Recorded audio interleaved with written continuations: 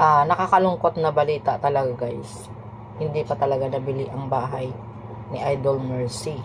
Akala ko kasi nabili na ng kanyang BFF kasi yun nga ang sabi-sabi. Sinabi na nabili na. Pero parang I don't know ano nangyari. Kaya ito ulit, kahapon ko nakita na post at share ng kanyang mga kapatid ni Idol Mercy, like si Brian at saka ang kanyang hipag na si Gail ba yan? Na yun nga sinishare ng post no, na urgent talaga, rush sale ang kanyang bahay. So hindi pa talaga nabili ang kanyang bahay. Nakakalungkot man. Sana maging mayaman. Sagan mayaman lang tayo para tayo na lang bibili ng bahay ni Idol Mercy, no? Ganda kaya naman ang bahay ni Idol Mercy. At saka sana nga may tao talagang makabili ng kanyang bahay na yun. Kasi syempre kompleto naman lahat, clean title naman siya, bakit hindi? So I don't know what's the reason why bakit hindi naibili yun ng kanyang best friend. So we don't know naman, di ba?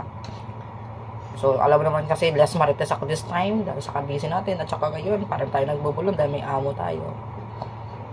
At yun lang guys, no? Yun lang talaga ang pag-pray natin na sana matapos na yan.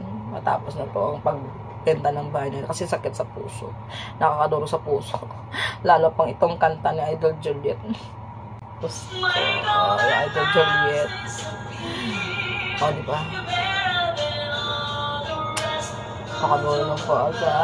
Yung pagbuka ko lang ng bibig ng kanina ni Idol Juliet, naramdam mo talaga yung ano ba? Yung lungkot. Alam mo yung lungkot na galing sa kanyang puso. Tapos makikita pa sa kanyang mata. Siguro hindi naman natin kasi alam talaga ng lahat.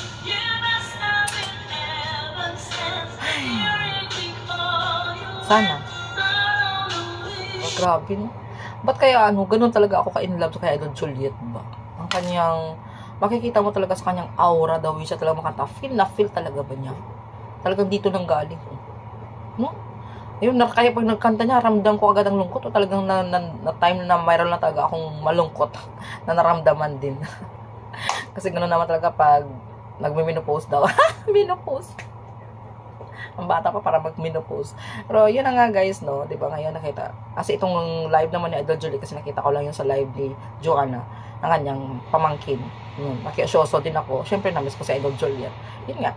Nagmarites ako, yun lang. Napanood ko sa kanya. At nakita ko sa kanya. At bigla naman talagang na-door yung puso ko na makita ko kanyang, mapakinggan ang kanyang boses. At makita kanyang mga mata na hindi pa rin totaling masaya.